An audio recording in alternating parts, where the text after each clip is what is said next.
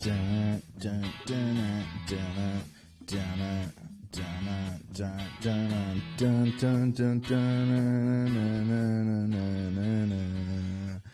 What's going on, everybody?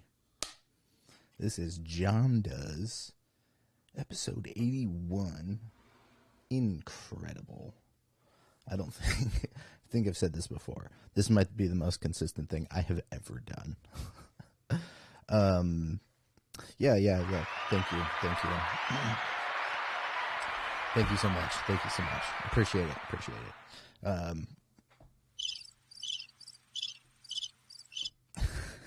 Love the Rodecaster. I don't get to use it enough. I'll be honest, sometimes I look down at it and think, should I just go live right now? Makes me want to do that. But we are going to get into some of the features on this thing today. We're going to do a phone call. But first, I want to let you know, don't forget to check out wilddinosaur.com. That is my website. That is the best place to support this channel. It's the holiday season. You're probably not going to get anything. If you order now, you're probably not going to get it in time for Christmas. Sorry. But it is the holiday season, you know. You need a new sweatshirt or sweater or t-shirt, or I got these baseball tees. Yo, what's up? Horny episode 81. Boob Dino. Yeah. My OnlyFans is coming along pretty soon. I will be showing my teeth in a sexy manner. But go to wilddinosaur.com and buy some stuff. Look, if you go to wilddinosaur.com and you get a t-shirt or something like that, take a picture of it, throw it up on like Instagram stories and tag me in it, and I'll send you a couple of sticker packs. There's like 5 vinyl stickers in here, just as a thank you. So anyways, it's weird wearing headphones. I've been doing it more because the Rodecaster, but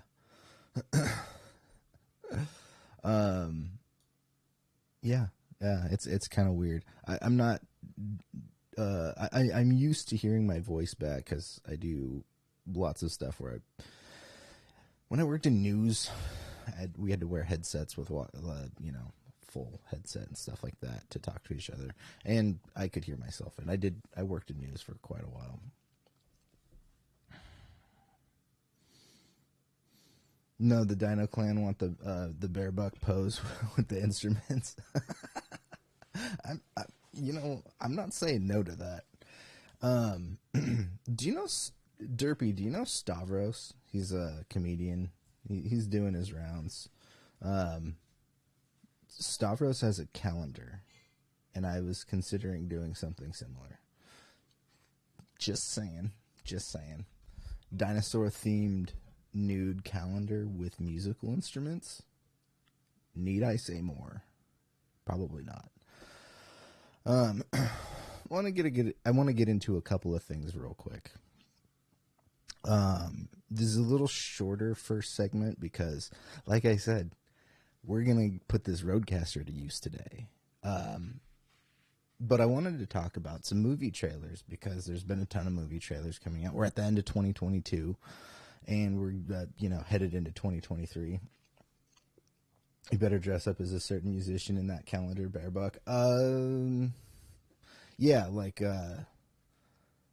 in one picture, it'll be like me, Jim Morrison style,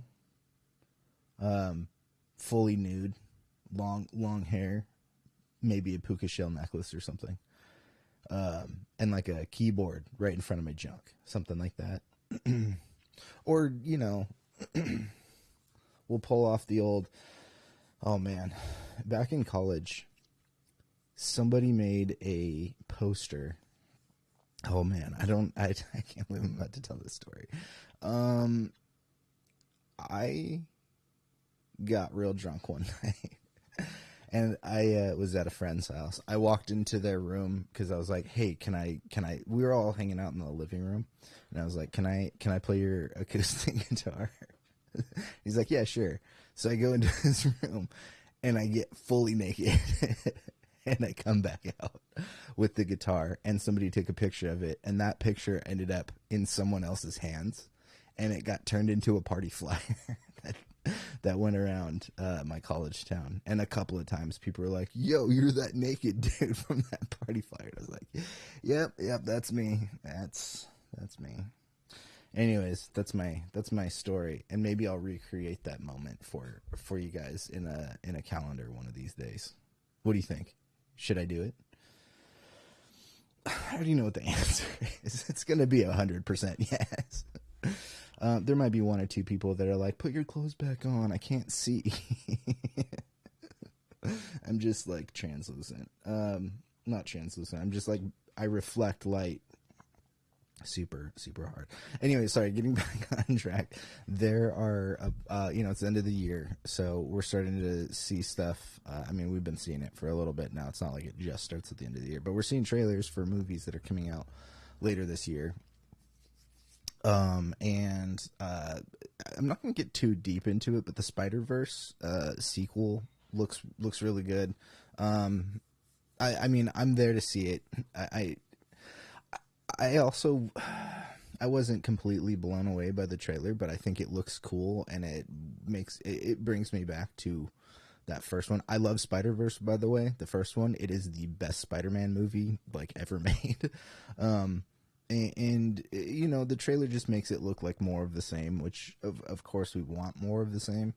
But I also want to see some new stuff too, which we're gonna get.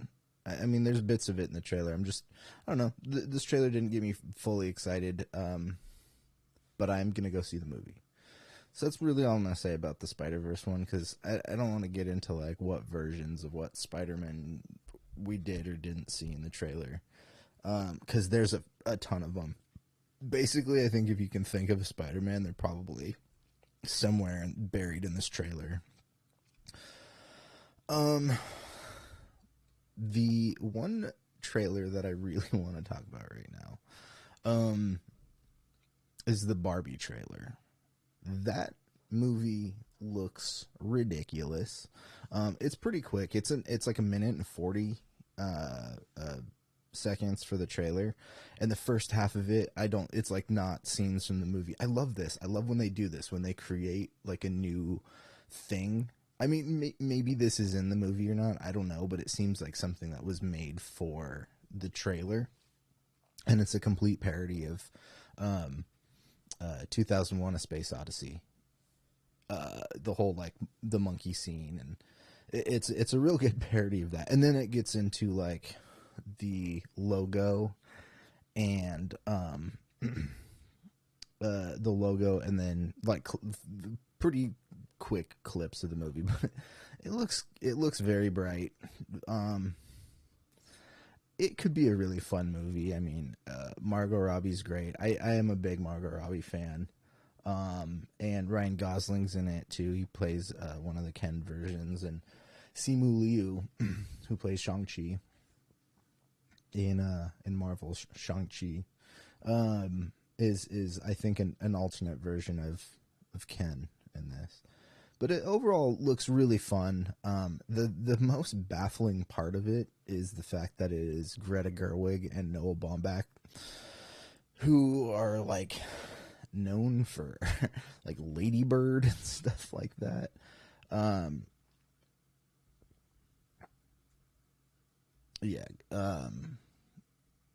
But yeah, Greta Gerwig's Little Women was another one of hers. Yeah. You know, Lady Bird takes place in Sacramento. And I lived in Sacramento for a while. And the movie premiered at the Tower Theater right down the street from where I was living when it came out.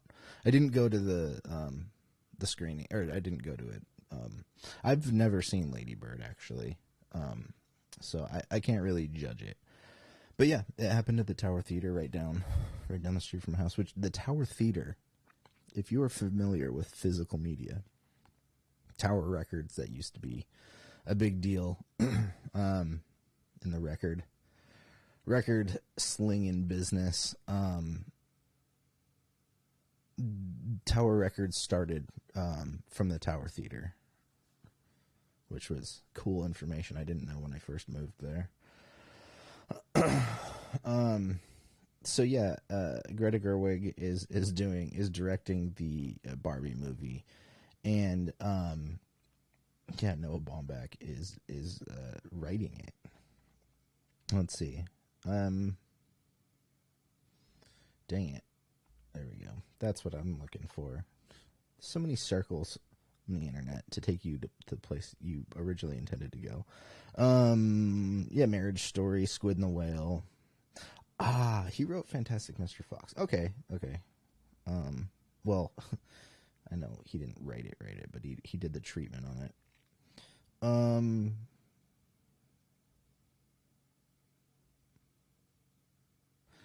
Okay. Yeah, I just wasn't super familiar with all. I know the name, and I know I'd seen some. Life Aquatic is probably my favorite. No, second favorite.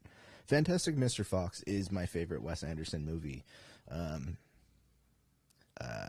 don't know. I really love that movie, and I don't know. Wes Anderson is an interesting director. I really like his style overall. And I like a fair amount of his movies. Life Aquatic's great. I remember watching that for the first time and then getting the soundtrack for my birthday from one of my old roommates. But overall, I actually really didn't like the last one very much. What was it? The French Dispatch. Really wasn't feeling that movie. There's some good elements to it, and again, Wes Anderson's style is quite amazing. I do like his aesthetic and everything, but don't always like his movies. And that's a good segue going into the next trailer that came out that I want to talk about for a couple minutes here. It's the Oppenheimer trailer. Cillian Murphy is a fantastic actor, and I do want to see him lead big movies like this. But this is... people keep thinking I troll when I say this. I don't like Christopher Nolan very much as a director. I could maybe do an episode where I articulate a little better about what I don't like about Christopher Nolan movies. Not to say that they're all bad or anything like that. For the Batman franchise, I like those movies overall. The third one is my least favorite. The third one, I think, is when I started to really notice some things about his movies that I really did not like, and particularly sound mixing. There is, look, I don't work on that level of putting out huge movies, but when your main villain talks like this in like a $200 million movie, and you just kind of Batman, I'm gonna break into like, I don't think that's very good. I did not see Tenet. I heard the audio issues were even worse in that, and they might be, they might not be.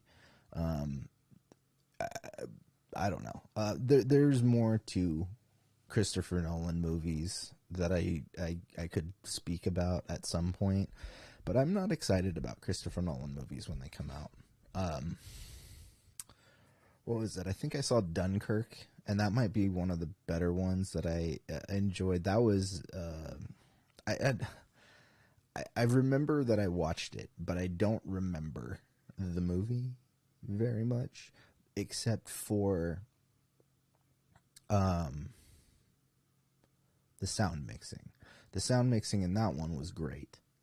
But I don't know. I just don't get excited about Christopher Nolan movies. Do I think he's overrated? No. Yes. Yes and no. I think people make more of a big deal about the type of movies that he makes, but I also think they're really pretentious. I think that's my issue, is a lot of his movies, to me, feel a little bit pretentious. Again, I'll probably do another episode where I go more in depth about that. I just, I don't know. I'm just not that big on Christopher Nolan. And look, I'm not trying to cause arguments or anything like that. You don't like something, you don't like something.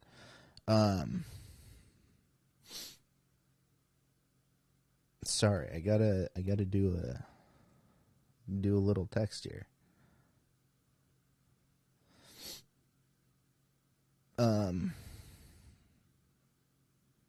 Actually, I don't need to do this.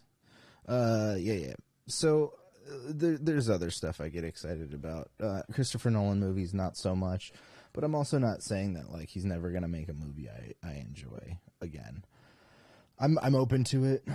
I think every director has the potential to make stuff that most people like and some people don't. Or I don't know. It's a kind of a deep conversation regarding Christopher Nolan, because he's a really popular director, so I don't want to ruffle too many feathers, but I also don't want to get too much hate either.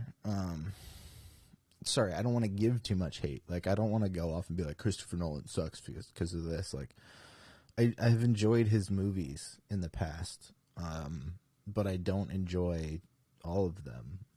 Most of them. Wes Anderson kind of sits in that category for me too. I do like him a little bit better. I enjoy the Wes Anderson aesthetic a lot more than I enjoy the Christopher Nolan aesthetic. If you can attribute to architecture to directors, Christopher Nolan is modern, flat concrete. And Wes Anderson is like a pink Victorian house with floral wallpaper. Does that make sense? And I would rather look at the vibrant pink wallpaper than the flat concrete. I don't know if any of this is making sense, but anyways, that's kind of how I feel. But look, I don't like shitting on people. I like talking about stuff I like, and we'll get to that. There's more of this. There's more stuff coming this year. I mean, there's not just in movies. There's going to be a bunch of TV shows. We're getting like 4 or 5 Star Wars shows if you include Bad Batch. What is it? Mandalorian season 3, Ahsoka, The Acolyte, and Skeleton Crew, and Bad Batch. Yeah, so that's 5. And we're getting a bunch of Marvel stuff this year. Ant-Man and the Wasp comes out soon. Secret Invasion is coming really soon too, which I'm excited for, but I feel like it's not getting talked about that much in regards to the Marvel universe.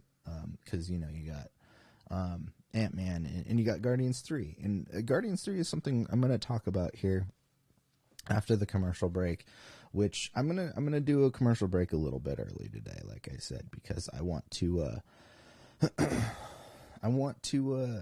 give time to this next segment, and I got to do a little test here, so I'm gonna go to a quick break, and I got to make a phone call. I'll see you guys here in just a second.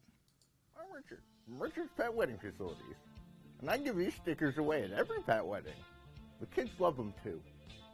This bag from, what's his name? Wild Dinosaur? Weren't they all wild? Yep. Yo. What an oxymoron. Anyways, commercial's I put going. my special things in this bag. Plus, I'm pretty sure this is my be up in spirit just a animal. minute. Life gave me lemons, Okay. It's ending. so I sold them for this sweet My mic is baseball on. tee. All right.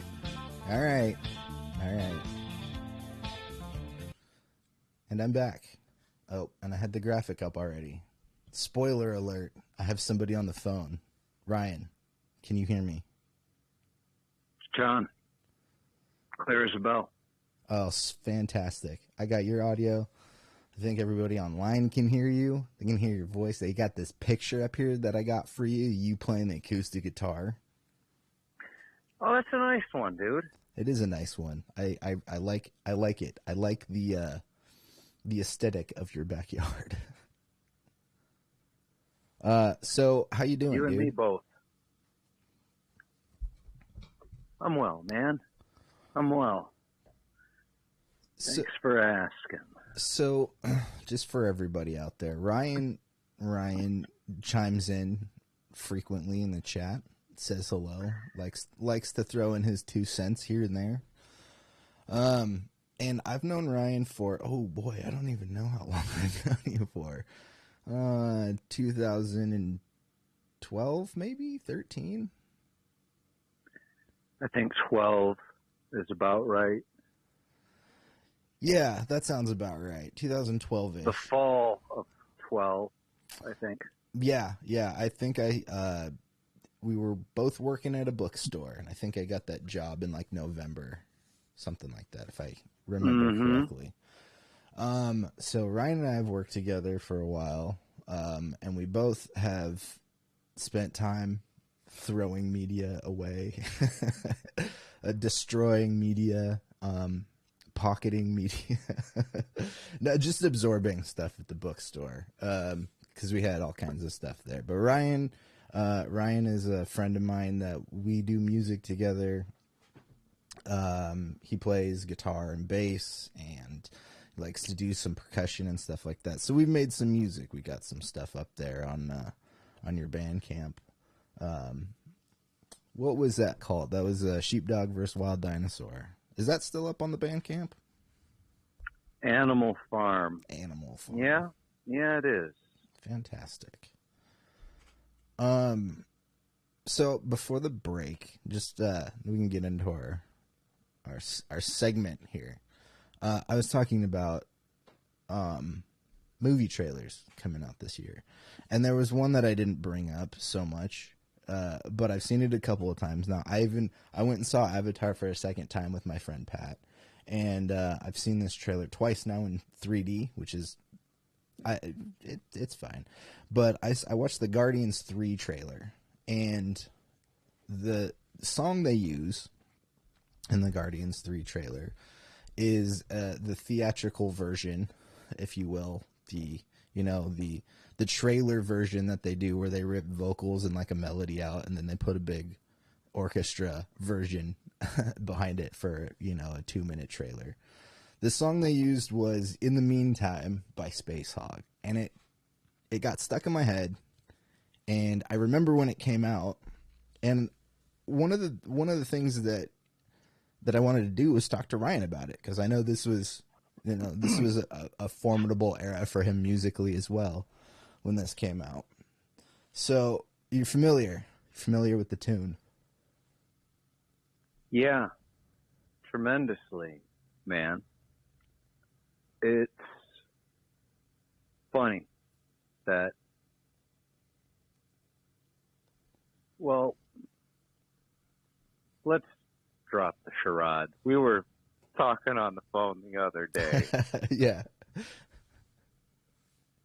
And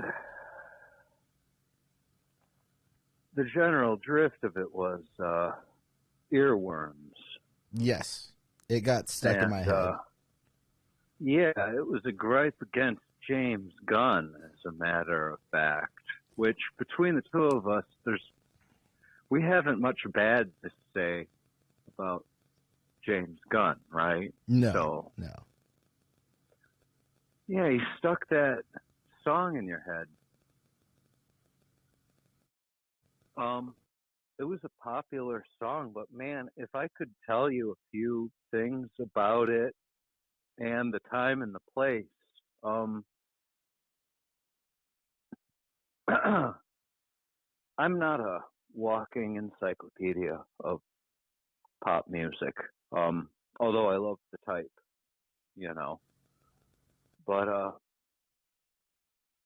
there are a number of songs that I can pinpoint, like, down to like 15 minutes, when I first heard them, right? Date and time. And In the Meantime by Spacehog is one of them. That's quite incredible. Sorry if it sounds like I've disappeared. I realize there's some popping on the mic, and it's my mic, so I'm writing the mute button right now, so it's not super annoying. So, anyways, yeah, that's kind of that's a trait that I don't have of remembering time and place, or well, not place, but the finer details of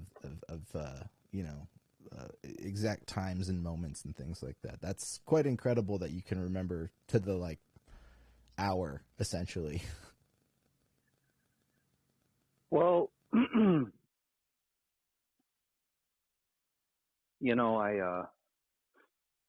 my family and long-term friends, they remark on this ability of mine, and I feel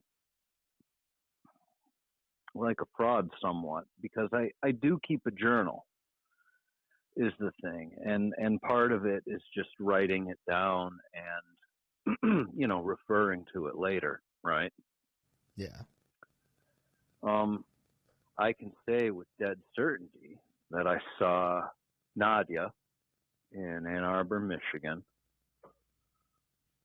on November 18th, 1995 at 10 o'clock in the p.m. Only because I wrote it down. I think the date might be lost to me, although, boy, are we out in the weeds yet? Should I just start the damn story, perhaps? Go for it. Go for it. Real quick, for anybody who's not quite aware, because when we talked about this, I hadn't seen Nadia. Nadja. I'm gonna go all over the place with it.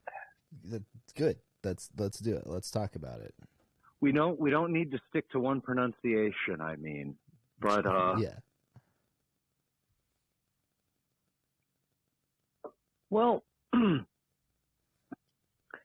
it's worth mentioning and maybe talking about a second, because this isn't the first time In the Meantime has been in film, okay? Right. Yeah. I was talking about my journal. I have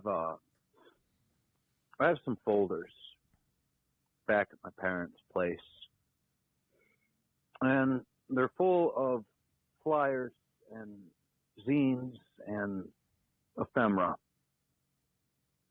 I'd picked up back in the day and just couldn't bear to part with, right? Mm-hmm.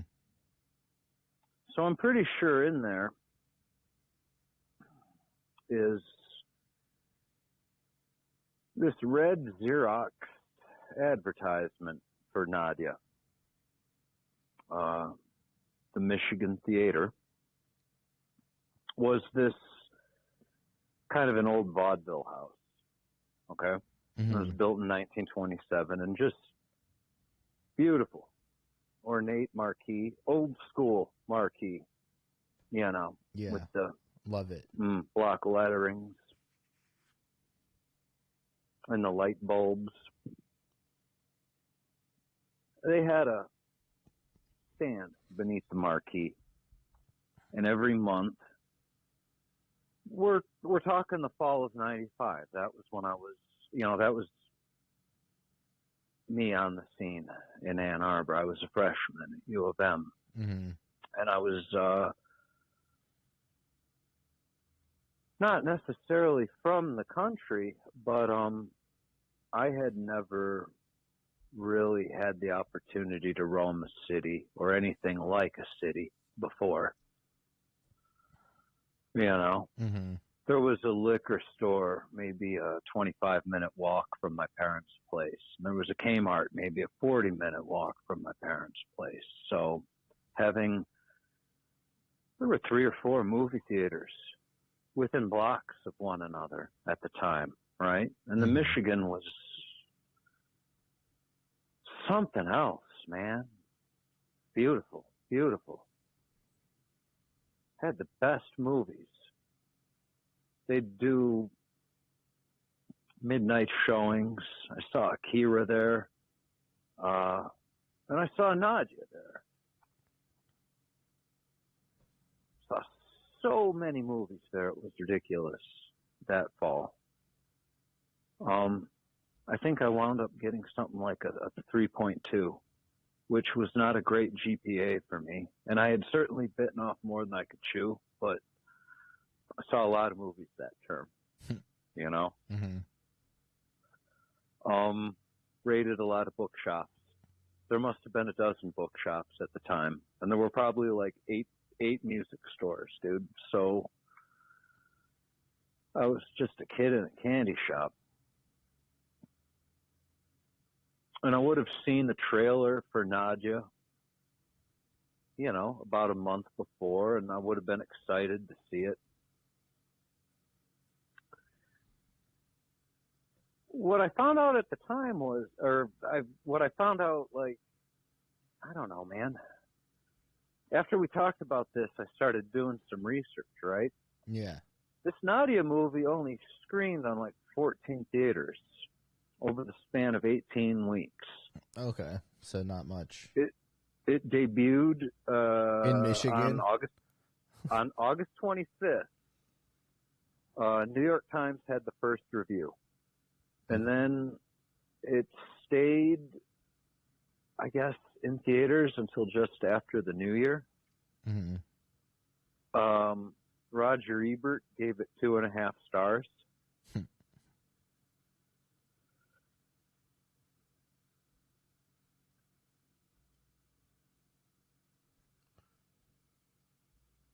I go in to see this movie. It was produced by David Lynch. I knew who he was, but hadn't seen many of his movies. It was black and white. It was shot at a weird aspect ratio. This seems like very much a David Lynch film. Just on, like, I'm just looking at the IMDb of it, and on the surface, like, I would assume this is a David Lynch film. It was, part of it was shot using the PXL 2000, Okay. which was, that was a Fisher-Price toy. Yeah. And it ran on these high bias 1/8-inch cassettes. My Uncle Jack gave my sister and I one for Christmas. My buddy Jay has one of these. Yeah. Ours got let go, sadly. But they were awesome. Yeah. And they looked cool, scaled up. And it had a soundtrack that was just perfect for the time, man. Mm-hmm. Had a couple Portishead tracks, had some My Bloody Valentine. Nice. It was really shoegazy. Yeah. And I hadn't seen many movies like this, but the acting was really understated. A lot of the actors, a couple of the actors were from this director named Hal Hartley. Okay. And I had not gotten into his film yet at that point, but I recognized, some of his key players from this Nadia joint. And they say the silliest things, you know. Roger Ebert called it deadpan noir, okay? Okay. And there's like this scene where, oh my gosh, the lead is brilliant. She's not even like a professional actress.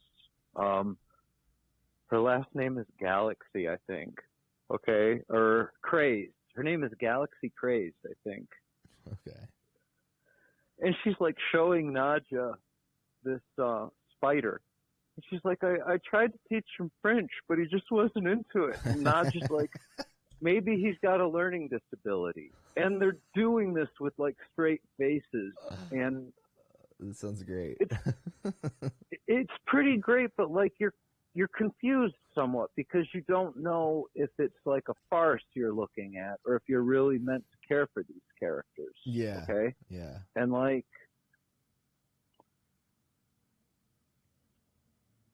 I wouldn't call it a horror movie, man, but there were vampiric horror elements that got me.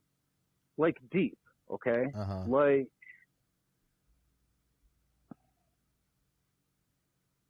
well, Nadia seduces Galaxy Craze, okay, Well, who's married. Wouldn't you? Seduce Spoiler, by the way. And I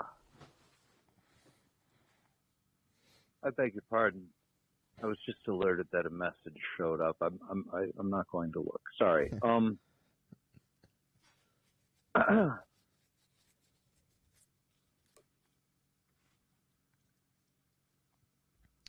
There's actually quite a cast. It's got some actors to it. Yeah, Peter Fonda. And heavy hitters. I knew who he was. There's a couple of people that I probably wouldn't have known back in the day, but have made it. This guy, Martin Donovan, who played Jim, he's a character actor on TV. And then Jared Harris played Edgar. And yeah, he's in quite a bit of stuff these days. The thing is, infidelity is a theme in the original, in Dracula. Yeah. You know, and it's there. And it's between these two ladies, and it doesn't feel the least bit exploitative or leering. This is not like Vampiros Lesbos or anything like that. Okay, it ain't vampire hookers. I dare say it was artfully, tenderly done.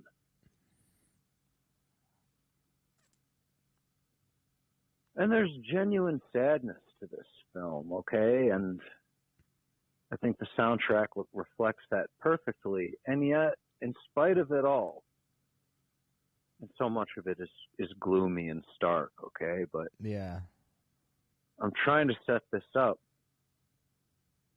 It has a happy ending, or as happy as an ending as a movie like this could hope to have, all right? Yeah, yeah. And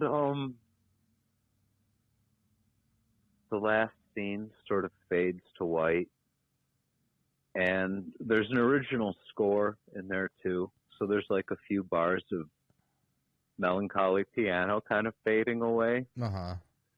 And then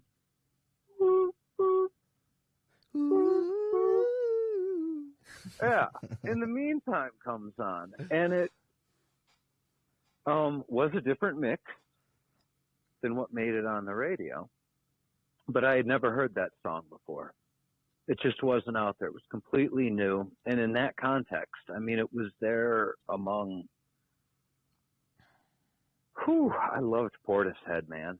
Like, when I saw the trailer, they had Strangers just pumping. Just, you know? Yeah. And it's like, oh, this is going to be awesome. Because it's in a theater, man, and the speakers are just huge, you know? Yeah. Overpowering. Designed for the experience. And then it hits you. Oh, God.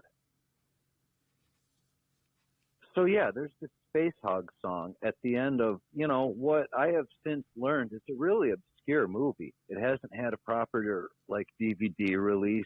The VHS run was really short. Probably didn't even make it to Laserdisc. Well, I didn't realize this was such an obscure movie. I guess it kind of is. Near lost, I'd say. Yeah. Yeah, probably. And yet, there's this guy in London who was enrolled at the Institute for Creative Arts. And he got a master's or some distinction for film preservation, and you know,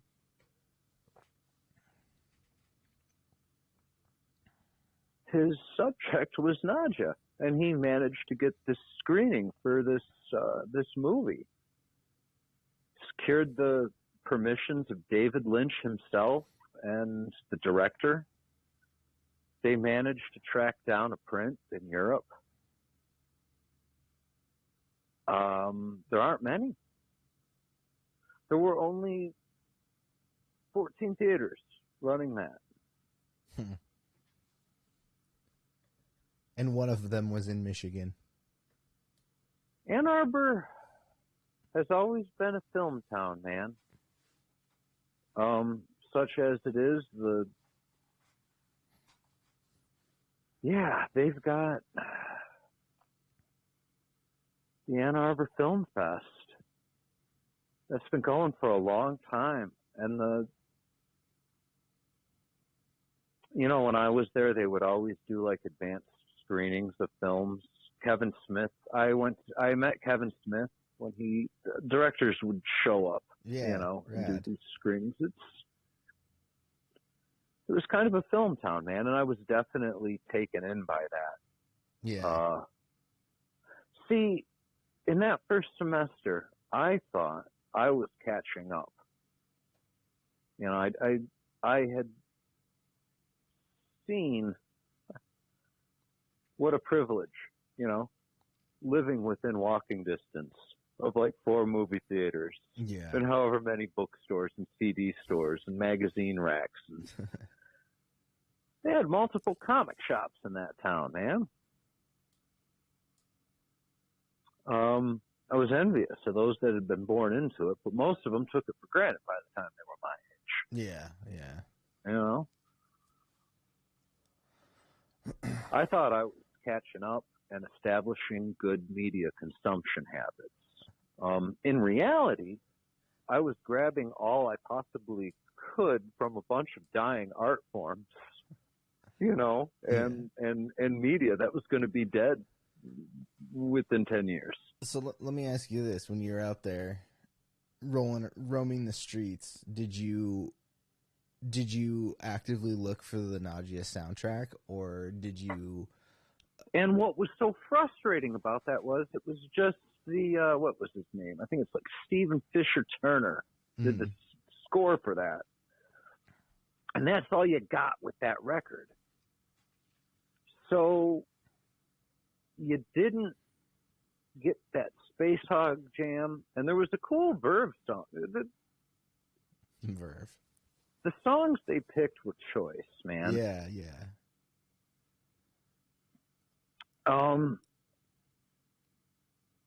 But what happened was kind of weird because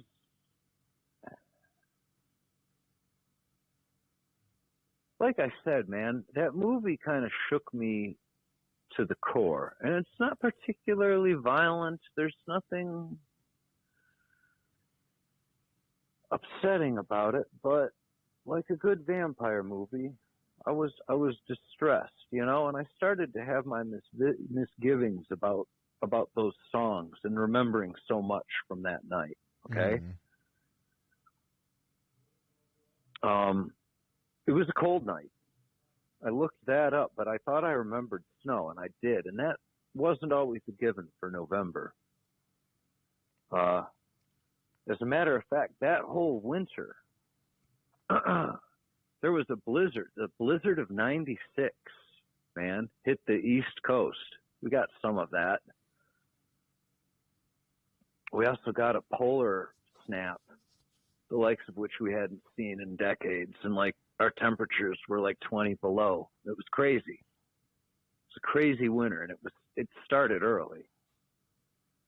So going to see that movie was a pain in the ass. It was just frigid out there, man. It was nasty. Yeah. So when you were able to, after you saw that, were you able to surmise what the song was through radio play? And then that was the scary part. The radio play started I am not paranoid at all, but what was annoying was that song started turning up on modern rock stations. And then, so I saw it November 18th. By February, it was on all of the stations. And by March, they had released a single. And by July, Resident Alien by Spacehog was the gold record. Mm-hmm. And it was everywhere. It wasn't just on the modern rock stations. It wasn't just on the so-called alternative stations. It was everywhere. Yeah. Everywhere. I remember hearing it. When we talked on the phone earlier, actually the conversation started, was it a week or so ago when we were you'd asked me something about like when was I becoming more like socially aware of content, music particular. Yeah. And this was kind of that phase. I mean, there's been a steady growth for me in my childhood of getting from listening like to Raffi when I was a kid to now where I just absorb all kinds of stuff. There was a slow period in my youth where I was ramping up to getting to like music on my own. And finding and discovering stuff. And this was that period where I remember the song being out and around, hearing it on the radio. My siblings, my older siblings, used to watch MTV a lot, when it was still a music television, if you will. And I remember seeing like the video for it too. I always remember, the only thing I remember about the video is since I've reconnected with the song is he's got the big like blue, I guess they're blue blocker like aviator glasses on. Sure. I've always remembered that image, and then when I like reacquainted myself with the song, I was like, oh yeah, I totally remember this. It was just kind of all coming back to me at that point. But yeah. Yeah. The term glam gets thrown around with them. Mm-hmm. And their image certainly accounts for that. Yes. Uh-oh, the phone's ringing. That means the dog's going off. Sorry. The funny thing is, before In the Meantime was a mainstream hit, my buddy Seth picked up a copy of Resident Alien. Mm-hmm. And that had come out, it was in October, sometime that was in the fall, definitely. Just before Nadia. And the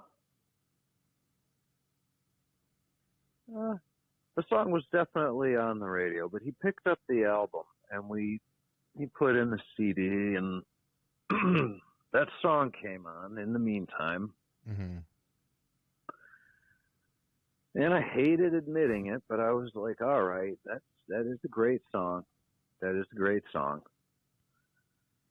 I had no idea I was going to hear so much more of it. But, sitting there in Seth's car, we get through that one. And then the album, dude, sure, they're a glam band, whatever. The next song is like this Scotty Moore rockabilly number. And Yeah. it's hilarious. It's hilarious. It's awesome. From start to finish, man, that record was just so much fun. And I hated the fact that I liked it. It was a guilty pleasure, man. And they just kept getting more and more popular and selling more and more records. It was like, all right. But I mean, the kid I was when I heard that song in that theater, I'm not going to say all hell broke loose that December or whatever, but there were some changes, man. Things got shook up, and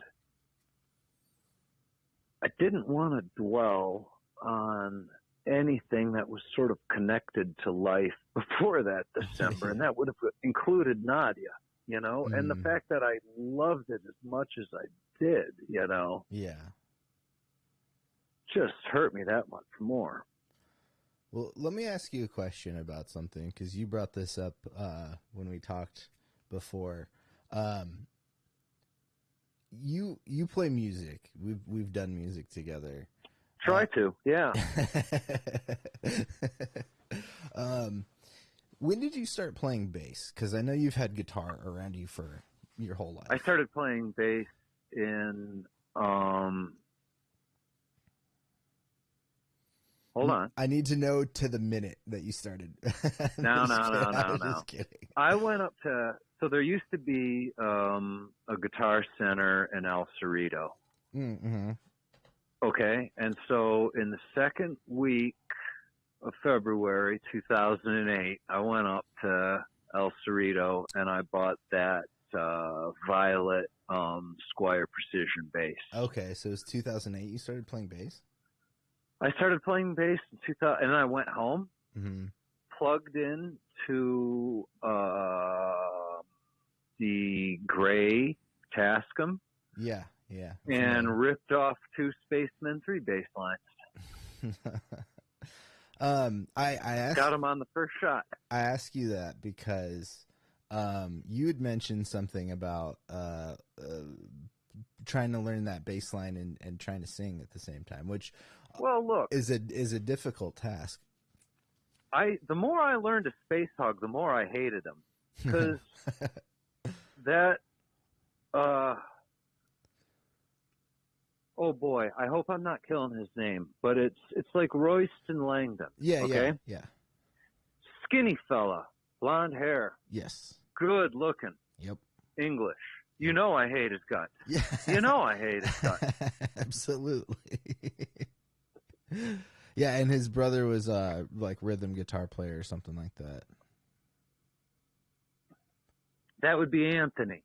Yes. That would be Anthony Langdon. Yeah. Those guys are brilliant. And Royston has a child with Liv Tyler. So I mean, you have a kid with an actual elven princess. That's kind of a big deal. Is that where he's at? That's what I think that happened in the early 2000s. I think. I don't know. But yeah, anyways. The thing is, the one thing I thought was really cool and hated to admit was these guys were immigrants.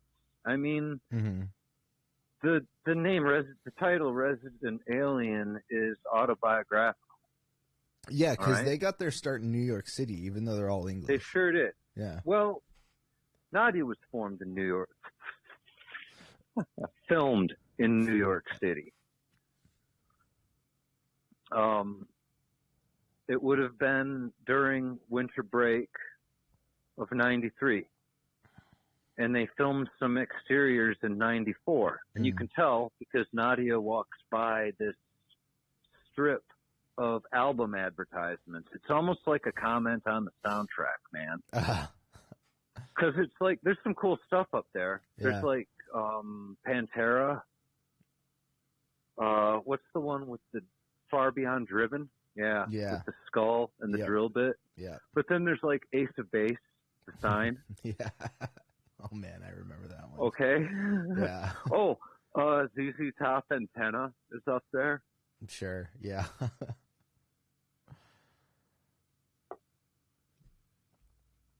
You know, it was a different mix of the song. Like they were probably saying yes to everything. I suspect I think everyone having anything to do with Nadia's soundtrack was English.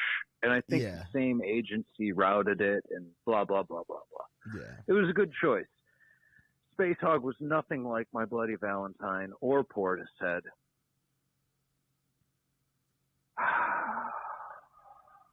And yet, beyond that one song, man, I tell you, I listened to that record. Those are good songs. And it's a fine album. And their second record isn't half bad either. But in the meantime, it is their hit. Yeah, that's their biggest hit for sure. And people love that song tremendously. So a stupid movie, a stupid Marvel movie trailer made me. I've listened to this song, I don't know, 100 times in the last couple of weeks. So of course I'd want to learn that song. Yeah. You know, the Royston Langdon is. If I'm butchering his name, please, man. No, that's what I have, Royston Langdon. Yeah. Sort of from the Paul McCartney tradition of bassist frontmen, I guess. Mm-hmm. Maybe not the wellspring of creativity or what have you, but the thing about that record and their whole act really is just quintessential 90's. They are very much of their time. When I watch that video now, I'm like, this was definitely mid to late 90s. If you listen to that record, you have In the Meantime, Up Against Rockabilly, up against these sort of Elton John type ballads. Yeah. With some shuffles, with some this and that, some slide guitar, some... These guys really loved American music. Yeah. And it shows. Yeah. Some of the other influence that comes out to me, too, is a band that I don't think gets talked about enough these days. They did for a long time, but T-Rex, I think Mark Bolan is maybe one of the best songwriters of his time. There's a lot of contemporaries that, reach that upper echelon of David Bowie status and stuff like that. And I definitely hear the T-Rex in the space, especially In the Meantime. They expand a little bit on their second record, which, I mean, considering their meteoric, I'm trying to do the math. I'm sorry I didn't do it beforehand, but all good. Look, inside of 8 months, they had a gold record. They were tacked on to the end of what I guess now is a relatively obscure art house flick. Yeah. It's a gold record. In, 8 months. 8 months. Actually, sorry. Took them less than a year. Yeah. My math is off there. Close enough. I'm not gonna berate you or anything. And yeah, it's funny. It started in a movie and it has popped up again. There's a thing happening that's been happening for a little bit now. But we're at a weird spot with it, with the film and music industry, where things that were popular a long time ago are, influential to people making stuff these days, like James Gunn, for example. My understanding is that he listens to various playlists and stuff when he's writing and putting movies together, which is why you get the mixtapes per Guardians of the Galaxy movie, which, every time a Guardians of the Galaxy movie comes out, there's always a couple of hits that were popular in the 70s or 80s. Well, mostly the 70s, based on the story timelines and stuff like that. But yeah, it's funny to this is also a tribute to like the Kate Bush running up that hill with Stranger Things. You know, you put it in Stranger Things, and it is like it's had more streams than it's ever had in its history since that. And it's funny how you know. Well, I guess it's not funny. We recycle things, you know. Pop will eat itself. Yeah, and I mean every other generation, there's new trends that occur, and we're kind of in this trend where older music's popping back up. And I know a lot of the, like, I hate saying it this way, but the kids these days are all like in the 70s, or not 70s, the like 90s era of fashion trends and stuff like that. And even in some of the music that I listen to, that I hear, that's kind of popular, there's there's a little bit of not reminiscent. I guess it's reminiscent, not nostalgic for, but reminiscent of the 90s, because there's a lot of kids that like were either born in the 90s and don't remember it, or just are fascinated by the 90s in general because they weren't there for it. And well, it's funny that I don't know. I guess this is that stage of my life where when I was in high school, I guess it was maybe a little after high school, but the whole 70s phase was coming back, and I was wearing like not bell bottoms, but like boot cut hippie jeans and shit like that when I was doing my college era. And I guess like it's the same thing as like my parents. You know, they grew up in the 60s and 70s, and they're like, you're wearing kind of the clothes from my generation now. What the hell? This is like out of style. And it's like, no, this is super trendy again.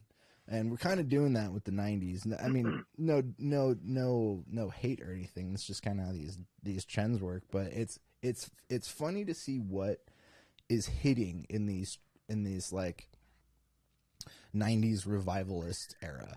And Spacehog's working. I mean, this Guardians 3 trailer, the first time I saw it, I teared up because I'm invested in the movie, but also I actually really think that this song works quite well in the trailer too, even though they do the whole tropey trailer version, if you know what I mean, of the song. I've heard them. Yeah. I know what you're talking about. Yeah, maybe 10 years ago they were doing rip-off 9 Inch Nails versions of songs for trailers. Now it's this like take a song and slow it down and, you know, put big orchestra drums in there and you got something. I think In the Meantime is a nice song to direct people's attention back to.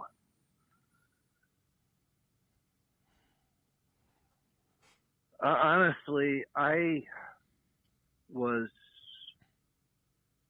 well on my way to ditching radio at that point. I mean, the funny thing about November of '95 would be I was just, when Spacehog got their gold record status, I was working in a record shop, and I was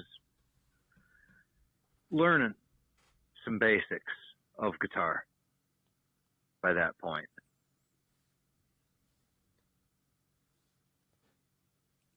You know? Mm-hmm. Sorry, real quick, I just want to shout out, we got some chats here real quick. Girls dot, what is that, 518.site, my private photos here. Well, why would you put your private photos there? That seems like a bad place to put them if they're private. Sorry. Keep it. What's their name? It's girl dot, what is that? It's not showing up on one end. I can see it on YouTube. It's girls.518.site. You have anything you want to say to girls.518.site, Ryan? They're here. You can't really share photos in YouTube chat, right? No, unfortunately. There's no. No. And links, apparently you can't send links either, which is, it's funny because they're like, my private photos here, and it's like, where? I don't see it. You didn't post it. I don't know what she's really doing there, man. Oh, it's up, Jason. Gotta go. I'll be right back. No worries. No worries. You do your thing. We'll be here for a little bit. Gotta go find some private photos. Oh, thanks, Jason. If you find some private photos, will you send them to us? Care of Wild Dinosaur's private photo collection. Sorry, Ryan. Sorry. I just wanted to. I love to shout out when we get comments in the chat and get people involved and invested in the show. So when people are trying to link their private photos, I'll give them a shout out. I don't have any private photos to share currently, but I am considering a nude calendar. Sorry, back to... Are you gonna dress up like Linda from Sales? No, earlier in the episode, Derpy was saying I should do some naked photos. Jason said the wife said she'd buy it. Yes, that's one. All right, I'm gonna set this up. 2024 is gonna be a rough year for most people if you buy that calendar. Yeah, Derpy brought it up, and I actually have some ideas, naked dinosaur ideas. Sorry, I think I've realized that popping is from one of the cables, and I think I fixed it. Could you hear the popping, by the way, when it was happening? Vaguely. Okay. Well, I don't want to ruin anyone's. Pretty low in the mix. Okay. Well, it doesn't seem to be there anymore. Well, let's get back to. In the meantime, I think I'm gonna cut the episode at 7 before 7:30. What time is it now? It's 7:09. So we got another 10-15 minutes. I would say.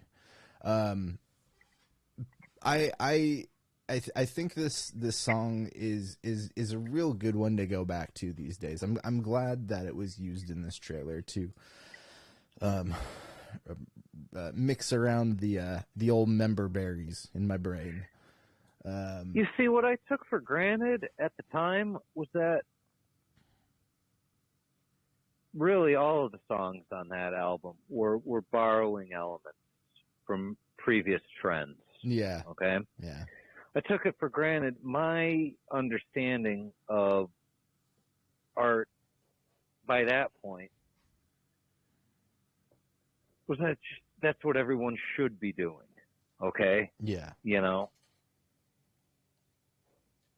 And, I don't know, man. I do not want to. Spacehog is not among my favorite 90s bands. But they're good enough to warrant another look.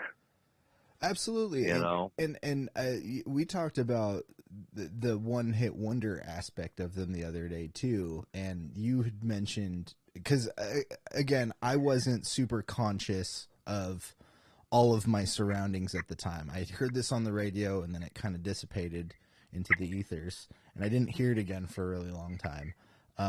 So I didn't follow them as a band. I just, heard what I heard online. And you had mentioned, I guess I don't want to, totally throw you under the bus here if you want to rephrase this, I guess. But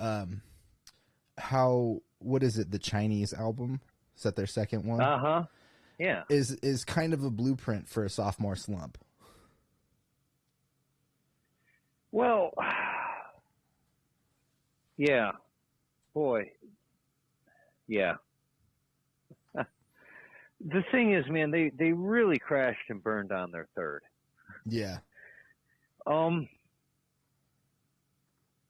That is not to say they overstayed their welcome. And honestly, I feel like they have conducted themselves admirably insofar as they have not become their namesake and hogged up the space with just release after release after release. Yeah, they've got, what, 3-4 records? Something like that. Yeah, they had... so, like, those first two Spacehog records are pretty good in that they're groovy, sing-songy, and eclectic, okay? And, yeah, they borrow from so many sources. And, like, they were on Elektra, man. Mm-hmm. All right? That means they were label mates with Ween. And I never would have admitted this at the time. But those guys were kind of tapping into the same vein. And Spacehog did a much more palpable job of it. I think Ween were sillier. Yeah. I think Ween can be more of an acquired taste for some people. Wait a minute. I'm going to back right off there. Hold on. Both bands are equally silly. Yeah. To Spacehog's credit. Both bands are equally silly. Ween was patently offensive. Yeah, I would agree to with their that. credit. And that's, that's the difference. That's the difference, I think.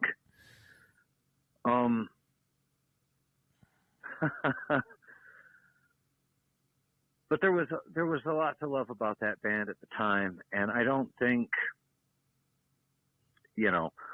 whatever the trauma of December '95 might have been, that didn't have much to do with why I was disregarding Spacehog at the time. I mean, the fact is, there was even better music on the radio, Yeah. Up to a point. And probably by the time the Chinese album came out in '98, I think, and I was totally. Not only was I done with like commercial radio and all of that, but I was just downright hateful and a bit of an asshole to anyone who would entertain the thought that a good song might wind up on 89X or 93.9 or whatever. Yeah.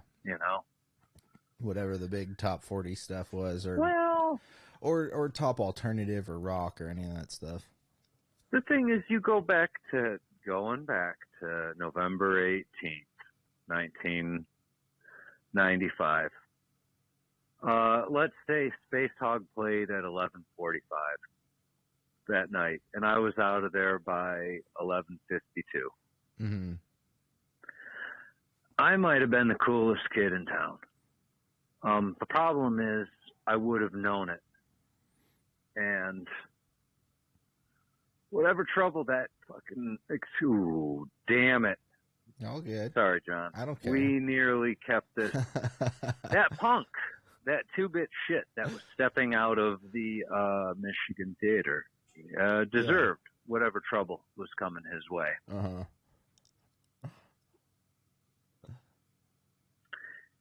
And come 2008, I was learning that song because I think I had made my peace with all of that, and I'd grown up somewhat, And the fact that other people delighted in that song, which, I loved it, man. It was perfect. Context, it was perfect. My first hearing of that song, good Lord. I'm sure people heard that song for the first time while they were getting into car accidents or fighting with their mother or whatever, right? Damn. But, I had this transmission, this pure transmission. It was lovely.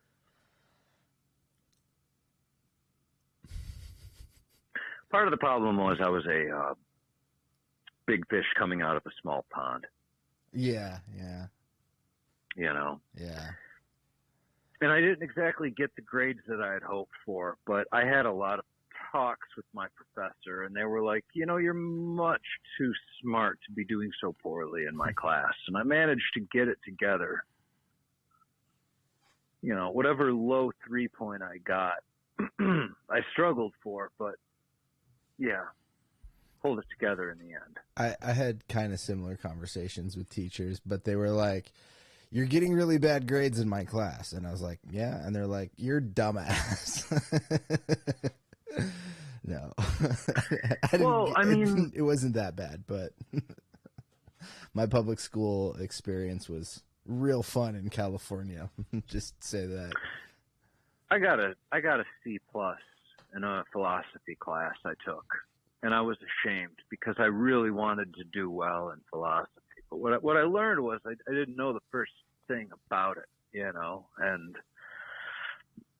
there was nothing. Oh, that poor woman, my first philosophy instructor. She did everything she could for me. And in spite of that, I wound up with C+. I was ashamed of that grade. Still am. Well, it's fine. It doesn't hold any bearing in your life anymore. It doesn't. But going back to that damn song, I tell you, man, it haunted me, and it was as if the universe was rubbing my nose in it by amplifying that song, which that is a patently ridiculous idea. But every so often I hear about these stories from people kind of on the edge, and I'm like, that I suppose could be a lot to take.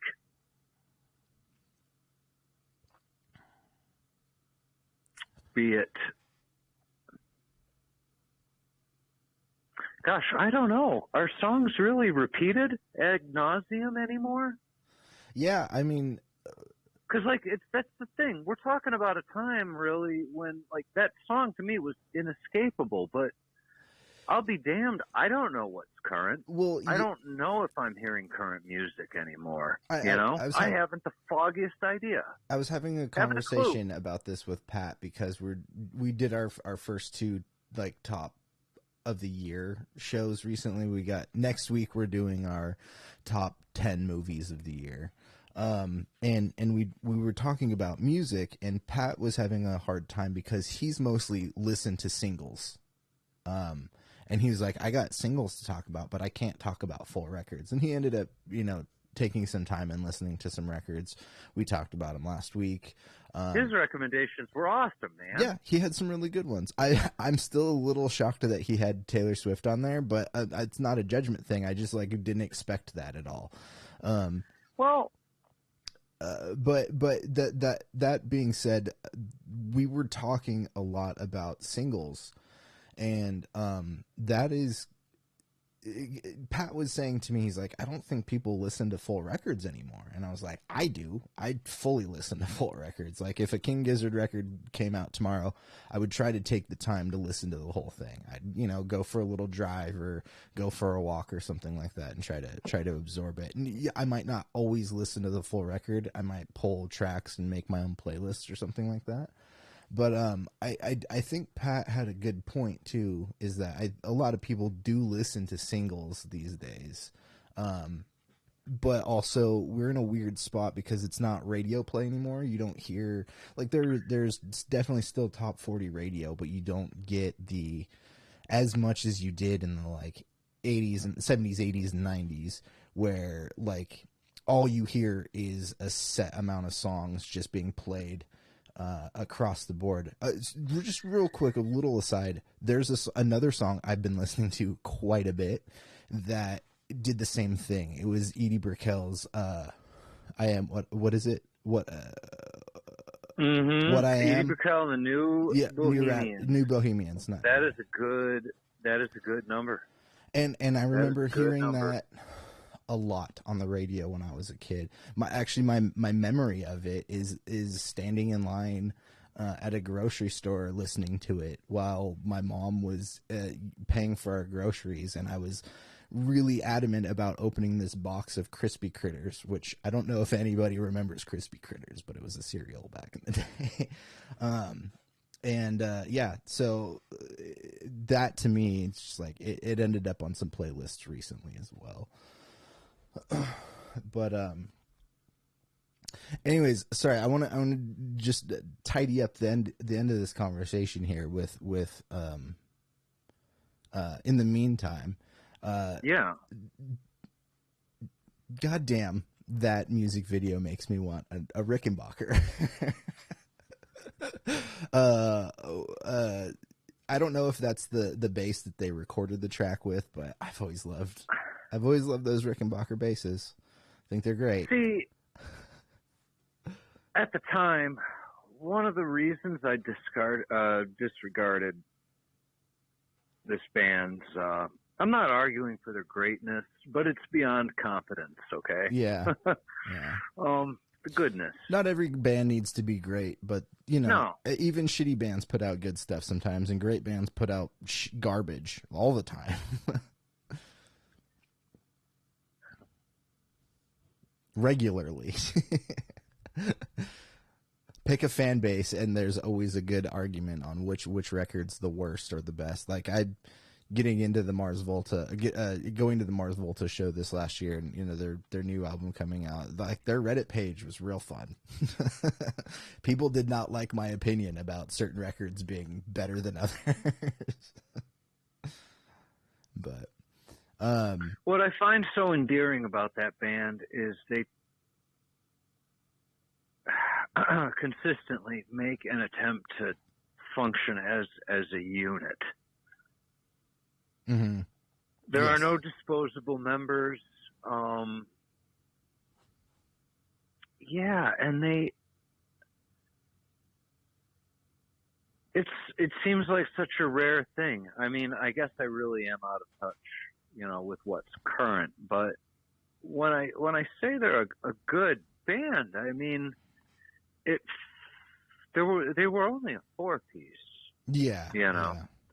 And everybody in there seemed to be pulling their weight, and like compositionally, it wasn't any one of them necessarily writing. Yeah. You know, it was a group effort, and that is terribly out of fashion these days. Mm-hmm. I think. You talk about albums no longer being popular. What's The band the last format. band that's been popular? It's true. You know? That's true. I guess things might be a little bit divided in subgenres and stuff, which I don't know. A band I can think about in a certain genre, I think that really pulls their weight is like Mastodon. I subscribe. That band's been around for 20 years, though, man. That's fair. I do subscribe to their brand of metal, I guess, opposed to a lot of the other bands out there. But they are a really tight band, and when they put stuff out, I think it's still relatively big. But hey, I just looked up the battery on my camera is dying. It is dying. It needs... Was this a cogent conversation, John B? I had a good time with this. Did we make sense? I think so. What do they say in chat? Are people confused? No, I'm not getting too much of that. I think there's going to be a little bit more to process too. I've noticed some people don't catch the episode live, so I'm going to give it a few days to even really give it a fair shake on what people think. But I like this segment, and I think we should do more of this. If there's a takeaway, John B, I want it to be: do not hold a work's success against it. Yes. That is what I want to impart to your audience. Do not hold a work's success against it. Or its failures. It's a silly young man thing to do. Yeah, and I agree. Grow out of that. That tendency will hold you back. I completely agree. I've held myself back for a lot of things with just that mentality myself. But I like this segment. I like this 90s nostalgia segment. What do you think about doing more episodes like this where we just do a 90s nostalgia segment maybe once a month or something like that? Well, I'd hope to be more concise and come off as less of a rambling idiot. But that is it's okay. That's why part we're of here. who I am. Well, also, No two ways around it. I think something that works great about this show is having opinions about something, but also having personal experience around it too. And we were both around when this song came out. And our experiences shaped It was how such a different world. It was. And I think our experiences, not just with the song, but at the time, were much different. And like I was talking about earlier too, about how like things are getting recycled. James Gunn's I was throwing all learning these. to live apart from my parents for the first time. Yeah. So that's a big time in your life, and yeah. Yeah. Especially when we're younger, we hold on to. I mean, I still know people that listen to the same music in high school and talk shit to me for the types of things that I listen to, and I'm like, really? We're still there? Really? Like, you haven't moved on from this? And I mean, like the stuff you want, but like art is subjective across the board, and I think Weird Al's great. You know, he's not a shitty musician. There are shittier musicians that I still like too. You and I talked about the Cramps a little bit the other day. Well, which we could do another episode on that. I think having the Roadcaster around is a good tool to have more conversations like this. Because you and I could talk about records and bands forever, and I think it would be fun to keep this reoccurring segment, like maybe once a month or something like that, where we talk about something from the 90s. I actually was thinking maybe we do an episode on like Butthole Surfers or something like that. You mentioned Ween earlier, and my mind just kind of went there. Maybe we talk about, because Pepper was big in like 96. I don't know. Maybe we do 95. 95, yeah. Maybe we find another song and do another deep dive into it and relate our experiences to, you know, where we were at when we first heard it too. I liked this episode. I think this was fun. I think we should do more, but I also really want to have you back on and do, you know, we had talked about Led Zeppelin records and things like that. So, will you come back? Oh, come on now. Well, I need to get it on video. I need to get it in writing. Just kidding. Wow, Pepper. Yeah. I don't have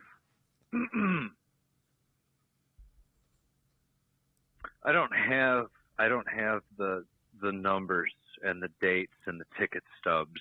Well, actually, maybe I do for Pepper. I couldn't tell you the first time I heard it. Oh, it's all good. It's all good. We can talk about, we can schedule what kind of songs we want to talk about and whatnot. We can get that together later. I need to get going. 95 to 98 period would be fascinating, man. Yeah. I'd love to. Yeah. Well, let's keep talking about it. I got to get going because my camera's about to shut down. Explode.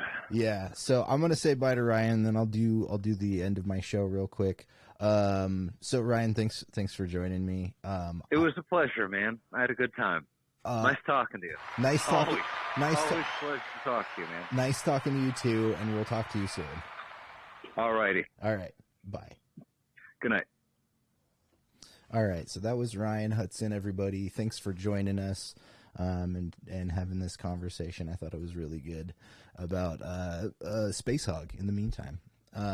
So, again, wilddinosaur.com is the best place to support the channel. If you feel like, rocking some stuff and posting it up in your social media, tag me in it. I'll send you some stickers. And the last thing I like to do is tell people, there's a link in the description to donate to Planned Parenthood, because America is fantastic when it comes to healthcare. And, Planned Parenthood does some really great stuff. Don't listen to what everybody's telling you about what they do overall. They do, that's like 1% of abortions are like 1% of what Planned Parenthood does, but they're an important and essential organization to have around, and I appreciate them, and I think you should too. So if you don't mind going to that link and donating to Planned Parenthood, I'm going to get out of here. It is time for me to go. I will be back on Friday. Like I said, Pat and I will be doing our top 10 movies next week. But this Friday, I probably am going to be talking about The Fabelmans. I went and saw The Fabelmans. And so I'll do a little discussion about that. So, yeah. Anyways, I will see you guys on Friday. Peace out.